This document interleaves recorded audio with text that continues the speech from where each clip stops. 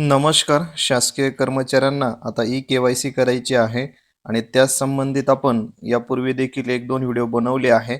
ज्यामध्ये ही संपूर्ण प्रक्रिया मोबाईलवरून कशी करायची आणि प्रक्रिया पूर्ण झाल्यानंतर आपले जर आधार ॲक्टिव्हेट असेल, बँक खाते स्थिती ॲक्टिव्हेट असेल, तर आपणास फक्त एक स्वयंघोषणा किंवा एक प्रमाणपत्र भरून द्यायचे आहे. त्यासाठी कुठल्याही बँकेत जाण्याची गरज नाही.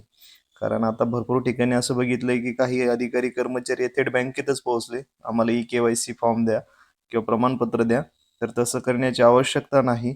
मला तरी वाटतं आपलं आधार हे ॲक्टिव्हेट जर असेल, जे अगोदरच्या व्हिडिओमध्ये मी संपूर्ण प्रक्रिया दाखवली आहे. ज्यांनी ते व्हिडिओ पाहिले नसतील त्यांनी ते व्हिडिओ बघा. ज्यामध्ये 90 ते 95% कर्मचाऱ्यांचा डेटा हा बरोबरच आहे.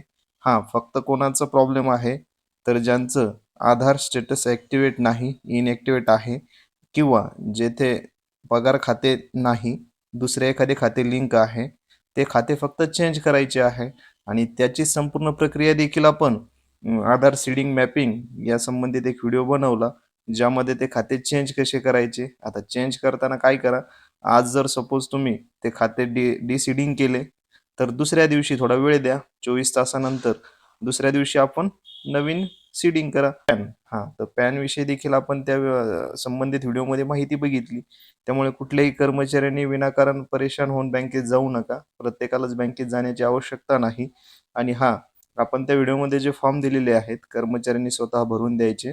तर ते फॉर्म वापरा किंवा तुमच्या संबंधित जो विभाग आहे, त्यांच्याकडून फॉर्म घ्या. कारण फॉर्मॅटमध्ये थोडाफार बदल असू शकतो. हा फॉर्मॅट प्रत्येक ठिकाणी वेगवेगळे विभागानुसार बदलू शकते. अशा प्रकारे जास्त परेशान होऊ नका. हां, फक्त एक लक्ष द्या, बँकेत कोणाला जायचे आहे, ज्यांचे खाते इनॲक्टिव्हेट आहे किंवा मग खाते ज्यांच्याकडून मोबाईलवरून चेंज होत नाही, त्यांनी बँकेचा सल्ला घ्या, बँकेत मदत घ्या.